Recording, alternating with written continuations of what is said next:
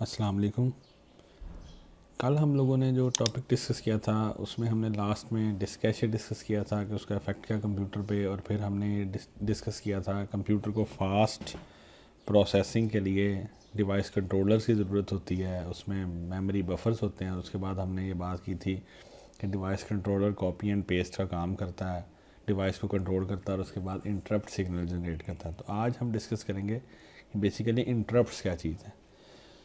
तो इसमें सबसे पहले हम डिस्कस करते हैं कि ऑपरेटिंग सिस्टम और इंटरप्ट्स का आपस में क्या रिलेशनशिप है। ऑपरेटिंग सिस्टम जो है वो इंटरप्ट ड्रिवन है। इसका क्या मतलब है कि ऑपरेटिंग सिस्टम को हम ऑपरेट किस तरह से करते हैं, इंटरप्ट्स की फॉर्म में, यानी हम ऑपरेटिंग सिस्टम को सिग्नल्स भेजते रहते हैं और ऑपरेटिंग सिस्टम उन सिग्नल्स के बेस पे रिएक्ट करता रहता है। जैसे फॉर एग्जांपल इस टाइम मेरे सामने पावर पॉइंट है, मैं डाउन की प्रेस करता हूँ तो स्लाइड चेंज हो जाती है। अब ये एक्चुअली मैंने ऑपरेटिंग सिस्टम को एक सिग्नल भेजा, ये क्या था, इंटरप्ट। इसके बाद मैं मिनिमाइज़ करता हूँ तो ऑपरेटिंग सिस्टम साथ ही उसकी स्क्रीन चेंज कर देता है। मैं माई कंप्यूटर को डबल क्लिक करता हूँ, साथ ही मेरे सामने माई कंप्यूटर ओपन हो जाता है। मैं रिसाइकल बिन पे राइट क्लिक करता हूँ, अगर इसमें कोई फाइल्स हैं तो एम्प्टी रिसाइकल बिन करूँगा तो रिसाइकल बिन एम्प्टी हो जाएगी।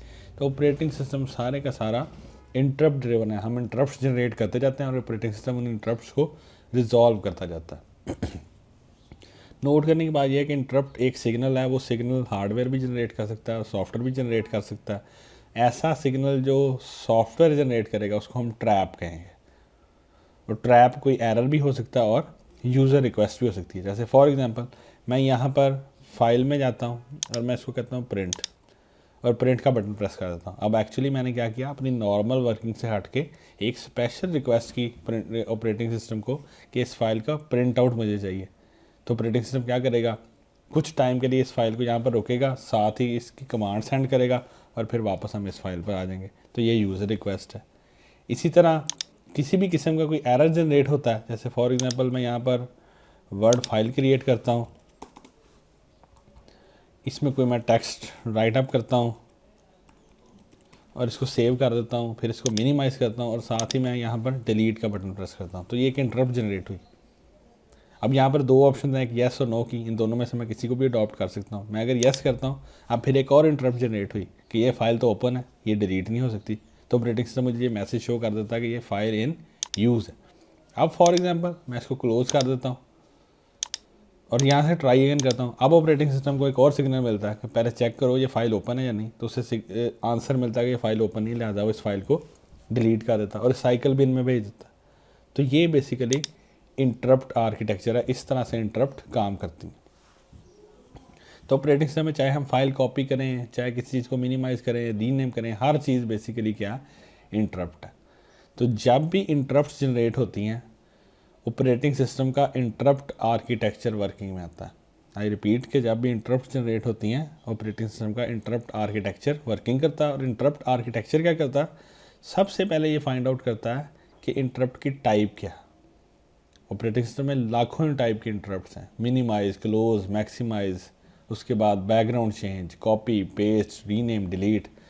इंटरप्ट जब जनरेट होती है सबसे पहले ऑपरेटिंग सिस्टम ये फाइंड आउट करता है कि इंटरप्ट एक्चुअली है क्या, और जब फाइंड आउट कर लेता है कि इंटरप्ट क्या, उसके बाद ऑपरेटिंग सिस्टम उस इंटरप्ट को रिजॉल्व करने की कोशिश करता है। और इंटरप्ट को रिजॉल्व करने के लिए दो कॉन्सेप्ट्स हैं, एक इंटरप्ट वेक्टर और एक इंटरप्ट सर्विस रूटीन। अब हम इन कॉन्सेप्ट्स को डिस्कस करते हैं कि इंटरप्ट वेक्टर क्या और इंटरप्ट सर्विस रूटीन क्या। जैसे मैंने पहले बताया कि ऑपरेटिंग सिस्टम के पास लाखों इंटरप्ट्स हैं। इंटरप्ट डायरेक्टली कभी हैंडल नहीं होती, सबसे पहले ऑपरेटिंग सिस्टम ने उसकी टाइप को फाइंड आउट करना होता है। और जब टाइप फाइंड आउट कर लेता है ऑपरेटिंग सिस्टम, उसके बाद ऑपरेटिंग सिस्टम ने ये फाइंड आउट करना है कि इस इंटरप्ट को सॉल्व करने के लिए मेरे पास इंस्ट्रक्शंस कौन सी हैं।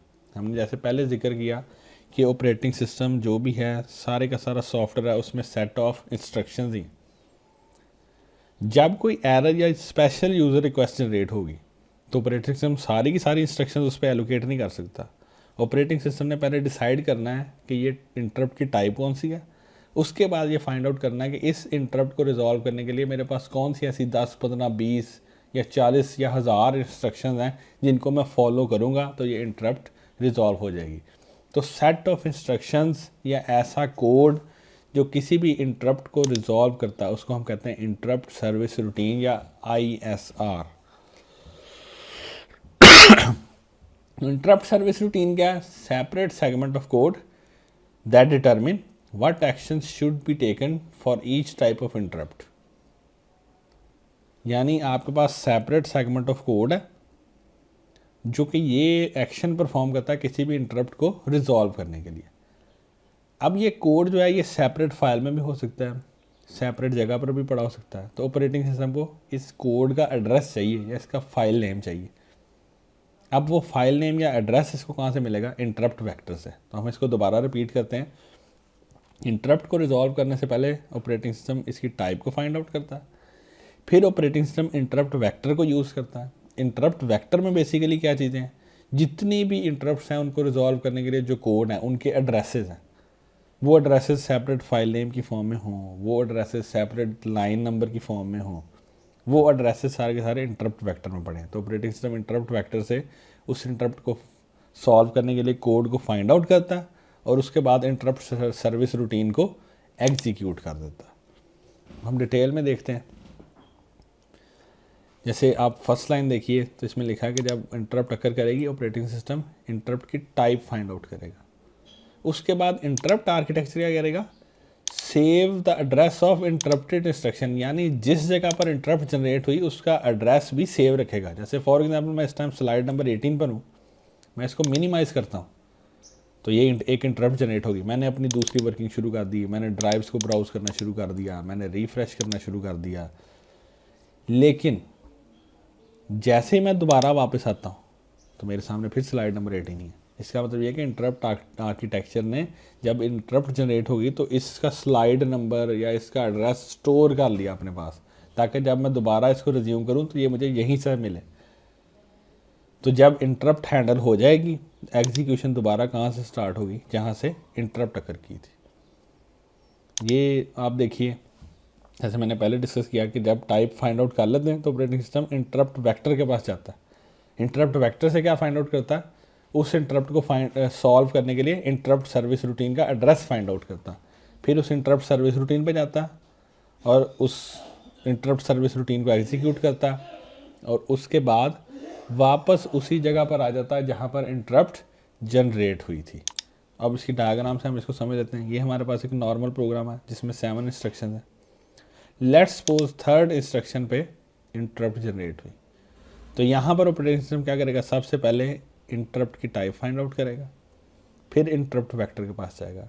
इंटरप्ट वेक्टर के पास 4 इंटरप्ट सर्विस रूटीन का एड्रेसेस है, लेकिन ये सारी की सारी सर्विस रूटीन्स हम नहीं चला सकते इस इंटरप्ट को रिजॉल्व करने के लिए। इनमें से कोई 1 या 2 ऐसे पीस ऑफ कोड होंगे जो इस इंटरप्ट को रिजॉल्व करेंगे।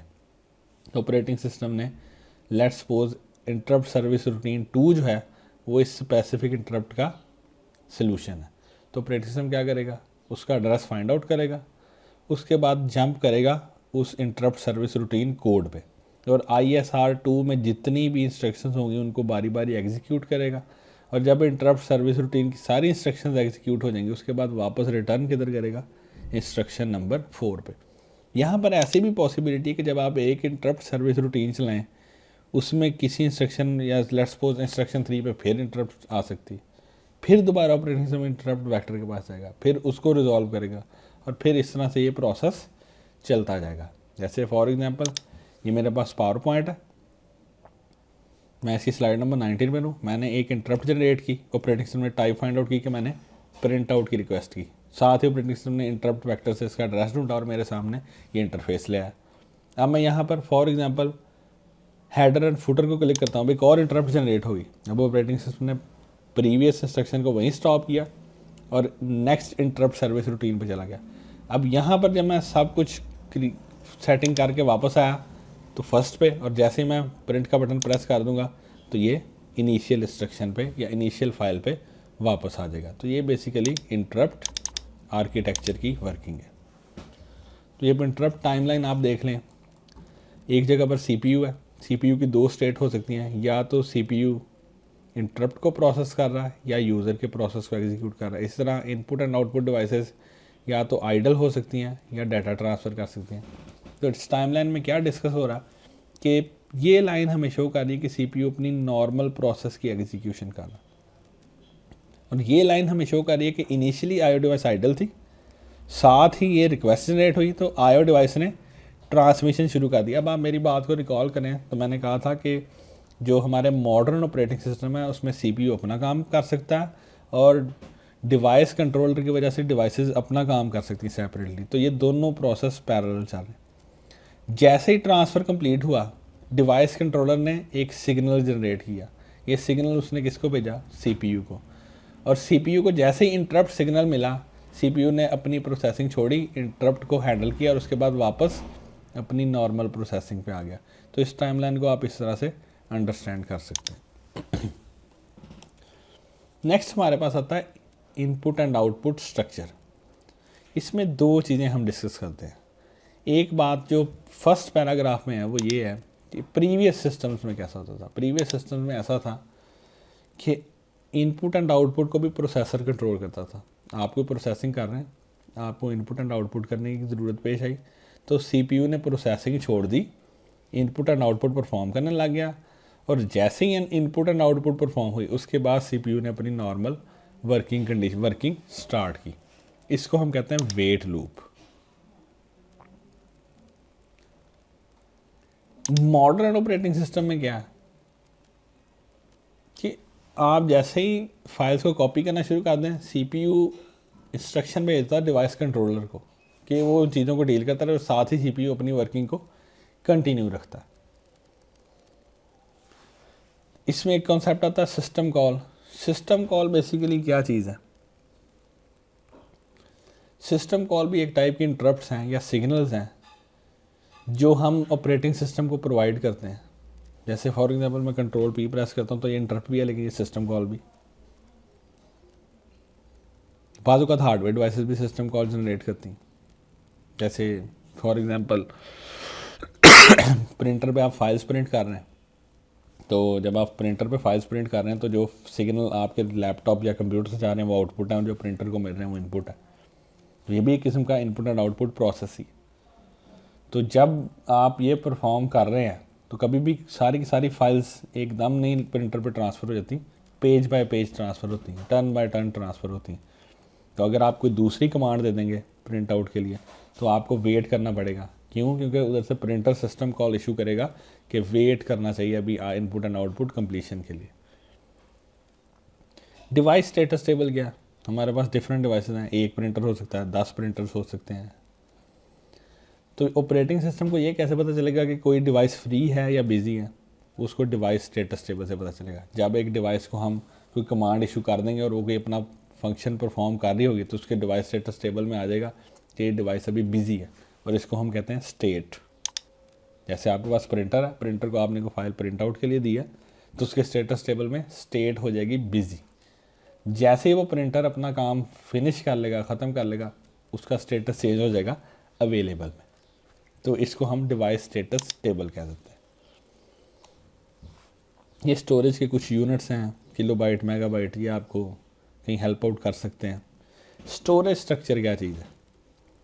दो तरह के बेसिक स्टोरेज हैं हमारे पास, एक मेन मेमोरी और एक secondary storage. Main memory random access है जिसको हम रैम भी कहते हैं, और ये वोलाटाइल है, यानी जब आप पावर ऑफ करेंगे इसके कंटेंट्स वैनिश हो जाएंगे। सेकेंडरी स्टोरेज में हमारे पास हार्ड डिस्क ड्राइव है, फ्लैश ड्राइव्स हैं, मेमोरी कार्ड्स हैं, सीडी रोम, डीवीडी रोम, ब्लू रे डिस्क, एक्सटर्नल हार्ड ड्राइव, ये सारी की सारी सेकेंडरी स्टोरेज हैं। और सेकेंडरी स्टोरेज जो है ये नॉन वोलाटाइल होता है, यानी अगर आप पावर ऑफ भी कर दें फिर भी इसमें डाटा मौजूद रहता है। एक स्पेशल टाइप ऑफ आप डिस्क डिस्कस करें, solid state disk. Solid state disk का मतलब ये है जैसे आपके मेमोरी कार्ड है, क्योंकि आपकी जो डिस्क हैं वो उसमें प्लेटर जो हैं वो सर्कुलर मोशन में होते हैं। इसी तरह सीडी एंड डीवीडी भी जो हैं वो भी सर्कुलर मोशन में होते हैं। लेकिन जो मेमोरी कार्ड्स हैं, जो यूएसबी फ्लैश ड्राइव है, उनमें किसी किस्म की वो मूवमेंट नहीं है, वो सॉलिड स्टेट है।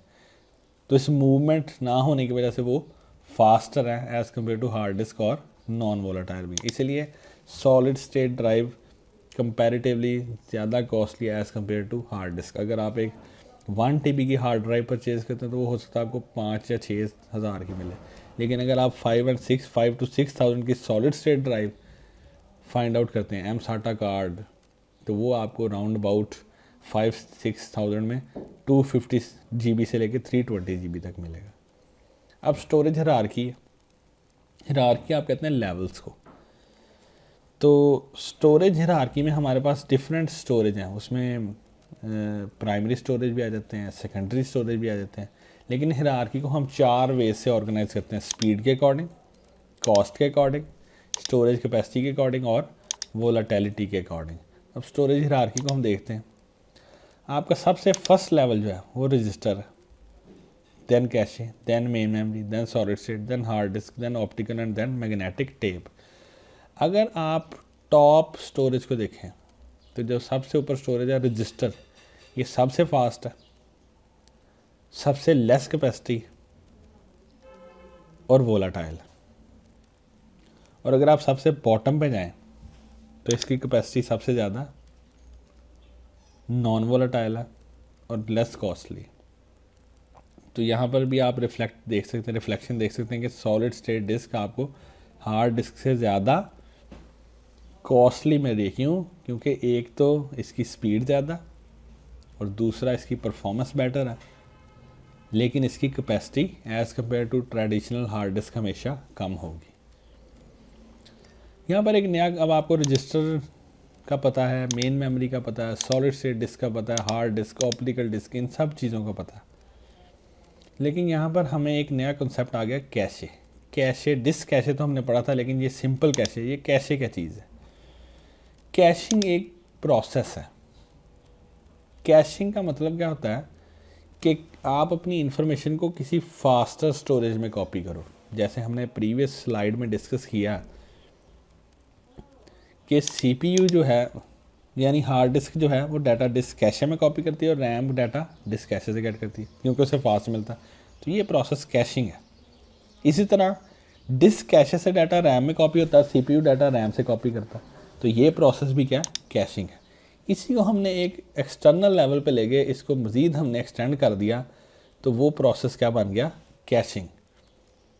यानी अब हमने एक्चुअली क्या किया कि अपने कंप्यूटर सिस्टम में मेन मेमोरी के बाद एक और मेमोरी इंट्रोड्यूस कर दी, जिसको हमने कैश मेमोरी कह दिया। तो ये कैश मेमोरी की स्पीड सबसे ज़्यादा, इसके अलावा ये कॉस्टली भी है। क्यों कॉस्टली है? क्योंकि इसकी स्पीड रैम से भी ज़्यादा है। ये आप ये देखिए ना, cache memory is an extremely fast memory type that acts as a buffer between RAM and CPU. अब सीपीयू को जो भी डाटा चाहिए वो उसको कैश मेमोरी से मिलेगा। तो सबसे पहले जब भी सीपीयू को डाटा चाहिए वो सबसे पहले फाइंड आउट करेगा कैश मेमोरी में। अगर तो कैश मेमोरी से मिल गया तो उसे हार्ड डिस्क के पास जाने की ज़रूरत ही नहीं, वो कैश मेमोरी से उसे पिक कर लेगा, परफॉर्मेंस बेटर हो जाएगी। लेकिन अगर कैश मेमोरी से नहीं मिलता, फिर वो मेन मेमोरी या रैम में देखेगा ये डाटा कहाँ पर मौजूद है। तो एक बाय रूल ये हम समझते हैं कि जो फ्रीक्वेंटली यूज डाटा है वो कैश मेमोरी में रखा जाता है। कैशिंग प्रोसेस को आप देख रहे हैं, इंपॉर्टेंट प्रिंसिपल है। क्यों इंपॉर्टेंट है? क्योंकि ये स्पीड अप करता है कंप्यूटर को, परफॉर्म्ड एट डिफरेंट लेवल्स। ये आप डिफरेंट लेवल्स यहाँ पर देख रहे हैं कि ये सेकेंडरी मेमोरी है, इसके बाद यहाँ पर डिस्क कैशे है, फिर मेन मेमोरी है, फिर कैश मेमोरी और फिर सीपीयू है। डिफरेंट लेवल्स पे हम इसको परफॉर्म करते हैं, हार्डवेयर में भी, ऑपरेटिंग सिस्टम में भी और सॉफ्टवेयर में भी। आप अपने कभी ब्राउज़र्स को देखिएगा, उसमें वेब कैशे का एक वर्ड होता है। मैं रिपीट कर देता हूँ, कौन सा वर्ड होता है? Web cache. अपने ब्राउज़र्स को आप देखिएगा, वेब कैशे, ये आपने टर्म सर्च करनी, ये टर्म क्या चीज़ है। तो सॉफ्टवेयर लेवल पर भी होता है। कैशिंग का मकसद क्या है कि जो इन्फॉर्मेशन कॉमनली यूज़ है उसको स्लो स्टोरेज पे रखने के बजाय फास्टर स्टोरेज पे रख लो। तो सबसे पहले हम फास्टर स्टोरेज में चेक करते हैं कि ये इन्फॉर्मेशन अवेलेबल है या नहीं। अगर तो अवेलेबल है तो फास्टर स्टोरेज यानी कैशे से डायरेक्टली गेट कर देते हैं, और अगर नहीं है तो फिर इसको हम किसी दूसरे स्टोरेज से कैश मेमोरी में या कैश स्टोरेज में कॉपी करेंगे। तो कैश मेमोरी का स्टोरेज साइज़ जो है वो रैम से भी कम है, यानी ये केबीज और एमबीज में, इसलिए इसको मैनेज करना बहुत इंपॉर्टेंट है। तो इसके लिए हम रिप्लेसमेंट पॉलिसी को यूज़ करते हैं कि हमने किन फाइल्स को कैश मेमोरी में रखना है और किन फाइल्स को कैश मेमोरी से एक्सक्लूड करना है। ये सबसे इम्पॉर्टेंट है इसमें, क्योंकि इसकी कैपेसिटी कम है। तो कैश मेमोरी के डिफरेंट लेवल्स भी हो सकते हैं, L1, L2, L3। इनको आप सर्च आउट कीजिएगा कि ये डिफरेंट लेवल्स कौन से हैं, different levels of cache memory. इसको भी आपने सर्च करना इंटरनेट के, इनमें डिफरेंस क्या है। उसके बाद एक कॉन्सेप्ट आता है DMA, direct memory access. Direct memory access को हम एक डायग्राम की फॉर्म में समझते हैं। जैसे हमने पहले डिस्कस किया कि हर डिवाइस को कंट्रोल करने के लिए एक डिस्क कंट्रोलर है, तो CPU क्या करता है, एक सिग्नल सेंड कर देता है डायरेक्टली डिवाइस कंट्रोलर को। तो डिवाइस कंट्रोलर क्या करता है, उस प्रोसेस को इनिशिएट कर देता है, उसको मॉनिटर करता है और उसके बाद सिग्नल सेंड करता है। आपको याद होगा हमने एक डायग्राम डिस्कस की थी स्टार्ट ऑफ लेक्चर में, पार्ट फर्स्ट में, कि हर डिवाइस जो है वो रैम के साथ कनेक्टेड है। अब बाय रूल्स तो हमें ये लगता है कि अगर एक इस डिस्क कंट्रोलर ने एक USB ड्राइव को डाटा कॉपी करना तो ये मेमोरी के थ्रू होगा। तो अगर ये मेमोरी के थ्रू होगा, इसमें एक तो हमारी कंजप्शन भी इंक्रीज़ करेगी, स्टेप्स भी इंक्रीज़ करेंगे, ओवरहेड भी बढ़ेगा और टास्क भी जो है वो कम्प्लेक्स हो जाएगी। तो DMA बेसिकली क्या करता है, डिवाइस कंट्रोलर जब एक डिवाइस का इंचार्ज बन जाता है तो वो मेन मेमोरी या CPU की इंटरवेंशन के बगैर directly data copy and paste कर सकता है। आप इस डायग्राम को देखें, यहाँ पर जैसे CPU है, यहाँ पर मेन मेमोरी है और यहाँ पर हमारे पास कोई भी डिवाइस है। तो DMA बेसिकली क्या करता है, एक दफ़ा अगर CPU ने एक रिक्वेस्ट भेज दी, डिवाइस कंट्रोलर ने डायरेक्टली ये डाटा ट्रांसमिट करना, यानी इसमें CPU की इंटरवेंशन या CPU इन्वॉल्व नहीं होगा। इसी वजह से CPU अपने काम करता रहेगा और डाटा डायरेक्टली ट्रांसफ़र होता रहेगा डायरेक्ट मेमोरी एक्सेस के थ्रू। और जब ये कंप्लीट हो जाएगा उसके बाद डिवाइस कंट्रोलर एक इंटरप्ट सिग्नल भेज देगा CPU को कि उसने डाटा मूवमेंट कंप्लीट कर ली। इसमें नॉर्मली क्या होता है कि interrupt block bye block generate होती है, बाइट बाय बाइट नहीं। अगर बाइट बाय बाइट होगी तो CPU का काफ़ी सारा टाइम इंटरप्ट्स को हैंडल करने में वेस्ट हो जाएगा। तो इसलिए हम ब्लॉक बाय ब्लॉक इंटरप्ट्स को जनरेट करेंगे। नेक्स्ट हमारे पास जो टॉपिक है वो है टाइप्स ऑफ ऑपरेटिंग सिस्टम। सबसे पहले इसमें कैटेगरी आती है main frame operating system. Main frame computers किसे कहते हैं, जिन्हें आज हम सर्वर्स कहते हैं, उन्हें हम प्रीवियसली मेन फ्रेम्स कहते थे। तो मेन फ्रेम कंप्यूटर्स क्योंकि शेयर्ड होते हैं इसलिए उसमें IO एक्टिविटी ज़्यादा होती है, उसमें डिस्क ज़्यादा होती है, उसमें प्रोसेसर ज़्यादा पावरफुल होते हैं। मेन फ्रेम ऑपरेटिंग सिस्टम में 3 तरह के मोड्स हैं, एक बैच ऑपरेटिंग सिस्टम, एक ट्रांजैक्शन ऑपरेटिंग सिस्टम और एक time sharing services. Batch processing क्या है, batch processing non interactive jobs हैं, यानी जिसमें यूज़र की इतनी ज़रूरत नहीं पड़ती। जैसे फॉर एग्जांपल हम ये सपोज करते हैं कि किसी यूनिवर्सिटी का कॉन्वोकेशन है और उन्होंने 20,000 स्टूडेंट्स को डिग्रीज डिस्ट्रीब्यूट करनी है।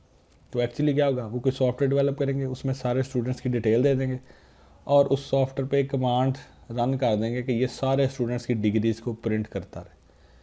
तो इसमें फिर ह्यूमन इंटरवेंशन नहीं होगी, वो सिस्टम डिग्रीज को प्रिंट करता रहेगा 1 बाय 1। तो इसको हम बैच प्रोसेसिंग कहते हैं, यानी बहुत सारी ऐसी जॉब्स जो सिमिलर इन नेचर हैं उनको हम बैच प्रोसेसिंग कहते हैं।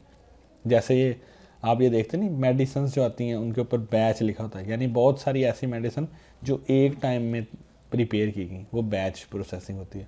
अक्सर बैंक्स में भी ऐसा होता है, जब लाइट ऑफ हो या फिर कंप्यूटर का कोई प्रॉब्लम हो तो जो बैंक ऑफिसर है वो आपके डॉक्यूमेंट्स या बिल्स जो हैं उनको एक जगह पर इकट्ठा करता रहता है और जब शाम को बैंक के टाइम ख़त्म होता है फिर उन सारी जॉब्स को 1 बाय 1 पोस्ट करता है। ये बैच प्रोसेसिंग है। सेकंड हमारे पास आता है transaction processing. Transaction processing systems handle large number of small request. जैसे हम ATM पे जाते हैं, कोई बंदा 10,000 कैश निकलवाता है, कोई जस्ट बैलेंस चेक करता है, कोई बैलेंस ट्रांसफ़र करता है। तो इस टाइप के सिस्टम को हम ट्रांजैक्शन प्रोसेसिंग सिस्टम कहते हैं। रिजर्वेशन सिस्टम आ गए, हमने फास्ट फूड पे जाके फ़ूड ऑर्डर कर दी, फूड पांडा पे हमने फ़ूड ऑर्डर कर दी, ये ट्रांजैक्शन प्रोसेसिंग सिस्टम है। उसके बाद आते हैं टाइम शेयरिंग सिस्टम्स। ऐसे सिस्टम्स जो डिफरेंट यूजर्स पे अपना टाइम डिवाइड करते हैं, अपनी प्रोसेसिंग पावर को डिवाइड करते हैं। यानी ऐसा नहीं होता कि अगर एक यूज़र ने उन्हें कमांड दे दी तो वो उसकी कमांड ही एग्जीक्यूट करते हैं, जबकि वो सिस्टम क्या करते हैं, अपने टाइम को डिफरेंट यूज़र्स में डिस्ट्रीब्यूट करते हैं ताकि सारे यूज़र्स को उनका फेयर शेयर मिलता रहे। तो multiple jobs at the same time run करने के ये काबिल होते हैं। इनको हम कहते हैं मेन फ्रेम ऑपरेटिंग सिस्टम्स। उसके बाद आते हैं सर्वर ऑपरेटिंग सिस्टम। किसी भी कंप्यूटर को सर्वर बनाने के लिए आपको जो ऑपरेटिंग सिस्टम चाहिए वो सर्वर ऑपरेटिंग सिस्टम है। वो आप अपने सिंपल पर्सनल कंप्यूटर पर भी कर सकते हैं, वो आप वर्क स्टेशन पर भी कर सकते हैं, और अगर आपके पास कोई हाई एंड मेन फ्रेम है उस पर भी आप कर सकते हैं। तो इन ऑपरेटिंग सिस्टम में डिफरेंट नेटवर्किंग की फैसिलिटीज़ होती हैं, सिक्योरिटी की फैसिलिटीज़ होती हैं, वायरस डिटेक्शन की यूटिलिटीज़ होती हैं, और इनमें ये एबिलिटी होती है जिससे आप हार्डवेयर एंड सॉफ्टवेयर को शेयर कर सकें। और इनमें एग्जांपल आ जाती है वेब सर्वर्स, जैसे अपाचे है, उस तरह डाटाबेस के लिए MS SQL server, Oracle server, ये चीज़ें आ जाती हैं। ये सर्वर ऑपरेटिंग सिस्टम है। नो डाउट ये ओरेकल सर्वर वगैरह तो एप्लीकेशन सॉफ्टवेयर है, लेकिन इनको यूज़ करने के लिए हमें Windows server 2008, Windows server 2012 R2 इनकी ज़रूरत आती है। इनको हम कहते हैं server operating systems. Multi processor operating system क्या है? वर्ड आपने देखना मल्टी प्रोसेसर। मल्टी प्रोसेसर का मतलब है कि आपके पास जो कंप्यूटर है उसमें मल्टीपल प्रोसेसर्स हैं। एक वर्ड है मल्टी कोर और एक है मल्टी प्रोसेसर। तो इन दोनों में आपने डिफरेंस पे गौर रखना है कि मल्टी कोर क्या चीज़ है एंड मल्टी प्रोसेसर क्या है। मल्टी प्रोसेसर में आपके पास सिंगल प्रोसेसर नहीं है, मल्टीपल प्रोसेसर है, जैसे CPU GPU। लेकिन मल्टी कोर प्रोसेसर में आपके पास प्रोसेसर एक ही है, उसकी कोर ज़्यादा, यानी उसके पोर्शंस ज़्यादा, उसकी सब कैटेगरी या सब चिप्स ज़्यादा। तो मल्टी प्रोसेसर ऑपरेटिंग सिस्टम क्या है? ऐसे ऑपरेटिंग सिस्टम जो स्पेशली सर्वर्स के लिए डिज़ाइन है, और ऐसे सर्वर जिसमें हम सिंगल CPU नहीं यूज़ कर रहे, मल्टीपल CPUs यूज़ कर रहे हैं। यहाँ पर एक पॉइंट आपने ध्यान में रखना है कि जो एक CPU है वो at a time single task perform कर सकता है, लेकिन अगर आपके पास 2 CPU तो at a time 2 task perform होंगे। तो इसको हम पैरेलल प्रोसेसिंग भी कहते हैं। इस कंसेप्ट को हम यहाँ पर लिख भी लेते हैं, पैरेलल प्रोसेसिंग।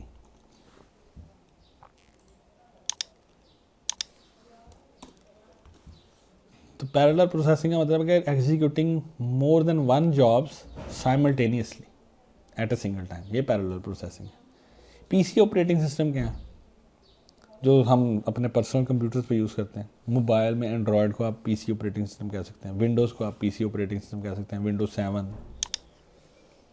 लेकिन जिस विंडोज़ के साथ वर्ड सर्वर है वो PC ऑपरेटिंग सिस्टम नहीं है, वो सर्वर ऑपरेटिंग सिस्टम है।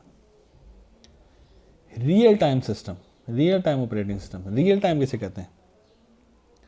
जो रियल टाइम में, जो आप कह सकते हैं रियलिटी में एग्जिस्ट कर रहा, उसके ऑपरेटिंग सिस्टम को आप कहते हैं रियल टाइम ऑपरेटिंग सिस्टम। जैसे पेशेंट मॉनिटरिंग सिस्टम है, वो अपने सेंसर से साथ साथ डाटा मॉनिटर भी कर रहा है और साथ ही आपको ग्राफ्स भी बना के दिखा रहा है, साथ ही वो इवेंट्स डिटेक्ट भी कर रहा है और आपको नोटिफिकेशन भी प्रोवाइड कर रहा है। इनको आप कहते हैं real time operating system.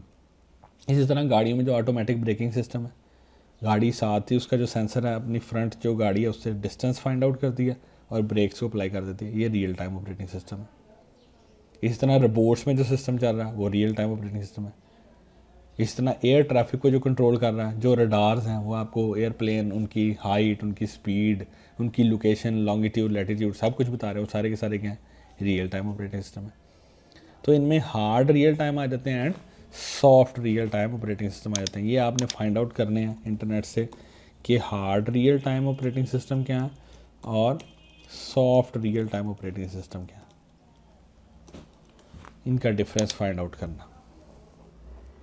Next आ जाते हैं एम्बेडेड ऑपरेटिंग सिस्टम्स।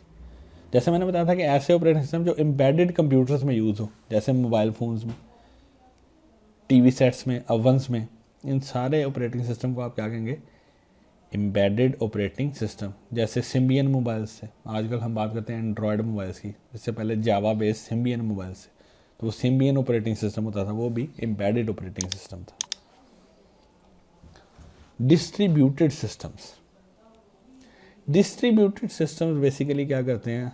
जो अपनी प्रोसेसिंग है या कोई भी टास्क है उसको डिफरेंट सब टास्क में डिवाइड करते हैं, बजाय इसके कि उस एक कम्प्लेक्स टास्क को एक प्रोसेसर पे रिजॉल्व किया जाए, उस टास्क को सब टास्क में डिवाइड कर लिया जाता है और फिर हर टास्क किसी एक प्रोसेसर को प्रोवाइड कर दी जाती है। तो इससे फ़ायदा क्या होता है कि हमारे पास मल्टीपल प्रोसेसर होते हैं, टास्क हम डिवाइड कर देते हैं, हर प्रोसेसर अपने हिस्से की एक स्मॉल और लेस कम्प्लेक्स टास्क को परफॉर्म करता है और एट द एंड जो रिजल्ट जनरेट होते हैं उनको कंबाइन कर देता है।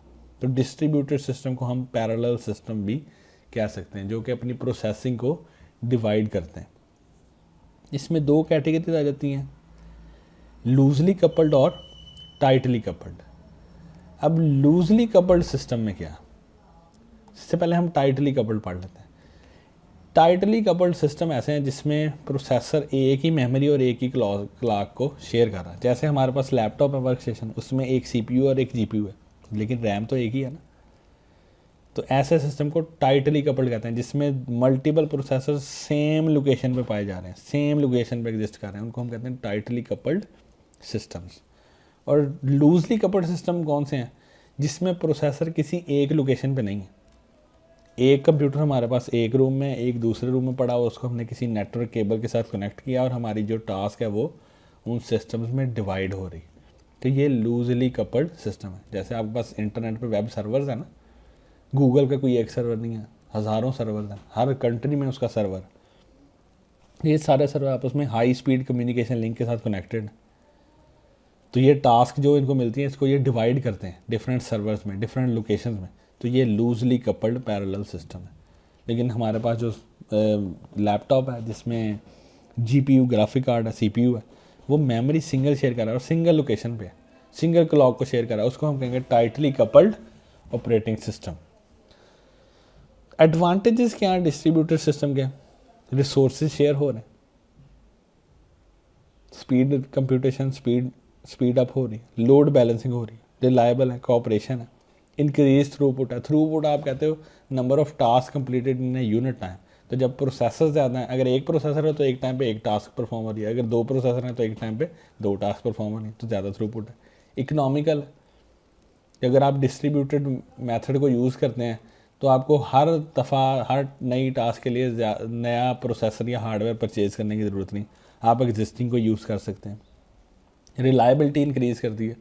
अगर आपके पास एक टास्क 10 प्रोसेसर में डिवाइड हो रही है, उनमें से कोई एक आधा प्रोसेसर ख़राब भी हो जाता है, तो फिर बाकी जो प्रोसेसर हैं मिल के आपकी टास्क परफॉर्म करेंगे, ये इंक्रीज रिलायबिलिटी है। लेकिन अगर आपके पास एक ही प्रोसेसर है और वही फेल हो गया तो वो टास्क परफॉर्म नहीं हो सकेगी। ग्रेसफुल डिग्रेडेशन क्या है कि एक सिस्टम डिग्रेड तो हो, लेकिन ऐसा ना हो कि वो आपकी वर्किंग को बिल्कुल डिस्टर्ब कर दे और फेल हो जाए। ये ग्रेसफुल डिग्रेडेशन ये है कि सिस्टम फेल भी हो तो आपका उससे कोई इफेक्ट ना हो। जैसे आप ATM मशीन पे जाते हो पैसे निकलवाने और साथ ही लाइट ऑफ हो जाती है, ATM मशीन में कोई प्रॉब्लम आ जाती है, तो वो पैसे आपके बैंक अकाउंट से कट नहीं होते। ये ग्रेसफुल डिग्रेडेशन है। अगर कट हो जाते तो फिर क्या होना था, फॉल्ट होना था, एरर होना था, आपकी मशीन फेलियर हो जाना था।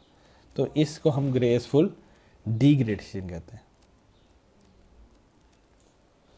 फेल सॉफ्ट सिस्टम क्या है, ऐसे सिस्टम्स जो फेल तो हों लेकिन वो आपका डाटा लॉस ना करें। जैसे मैंने ये आपको ATM की एग्जांपल दी।